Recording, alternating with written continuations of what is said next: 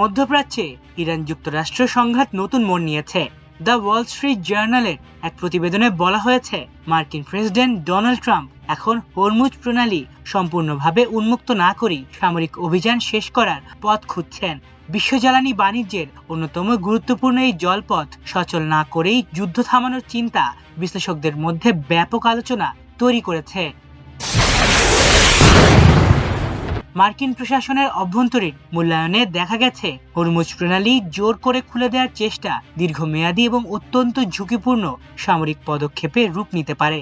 Trump শুরু থেকেই এই অভিযানের জন্য সীমিত সময় প্রায় 4 থেকে 6 সপ্তাহ ধরে এগোচ্ছিলেন, কিন্তু হরমুজ ঘিরে বড় আকারের অভিযান শুরু করলে সেই সময়সীমা ভেঙে যাবে এবং যুদ্ধ আরও জটিল হয়ে উঠবে। ওয়াশিংটনের দৃষ্টিতে যুদ্ধের প্রাথমিক লক্ষ্য অনেকটাই পূরণ হয়েছে, বিশেষ করে ইরানের নৌ সক্ষমতা দুর্বল করা এবং ক্ষেপণাস্ত্র ও প্রতিরক্ষা অবকাঠামোয় আঘাত হানাকে তারা বড় সাফল্য হিসেবে দেখছেন। তাই এখন সামরিক পথ থেকে সরে এসে কূটনৈতিক চাপের মাধ্যমে তেহরানকে আলোচনায় বসাতে চায় যুক্তরাষ্ট্র। তবে এই কৌশলের মধ্যে একটি গুরুত্বপূর্ণ দিক হলো দায়িত্ব ভাগ করে নেওয়া। যুক্তরাষ্ট্র চাইছে হরমুজ সংকট সমাধানে ইউরোপীয় এবং উপসাগরীয় দেশগুলো আরও সক্রিয় ভূমিকা নিক, কারণ এই জলপথের ওপর তাদের জ্বালানি নির্ভরতা তুলনামূলক বেশি। যদিও প্রয়োজন হলে সাময়িক বিকল্প খোলা রাখা হয়েছে, কিন্তু সেটি আপাতত অগ্রাধিকার পাচ্ছে না। একই সময় দেখা যাচ্ছে দ্বৈত কৌশল, একদিকে যুদ্ধ শেষ করার ইঙ্গিত, অন্যদিকে সামরিক শক্তি বৃদ্ধি।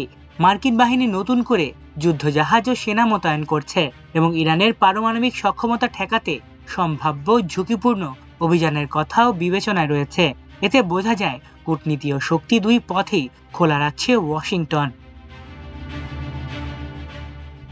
এই অবস্থান নিয়ে সমালোচনাও কম নয়। বিশেষজ্ঞরা বলছেন, যুদ্ধ শুরু করে মাঝপথে সরে আসা দায়িত্ব জ্ঞানহীন সিদ্ধান্ত হতে পারে। তাদের মতে, হরমুজ বন্ধ থাকলে শুধু ইউরোপ বা এশিয়া নয়, বিশ্বব্যাপী জ্বালানি বাজারে বড় ধাক্কা লাগবে, যার প্রভাব থেকে যুক্তরাষ্ট্র রক্ষা পাবে না। ইতিমধ্যে সেই প্রভাব দৃশ্যমান। তেলের দাম দ্রুত বাড়ছে, যার সংকট দেখা দিচ্ছে। এমনকি প্রযুক্তি শিল্পেও ধাক্কা লেগেছে হিলিয়াম গ্যাস সরবরাহ ব্যাহত হওয়ায়।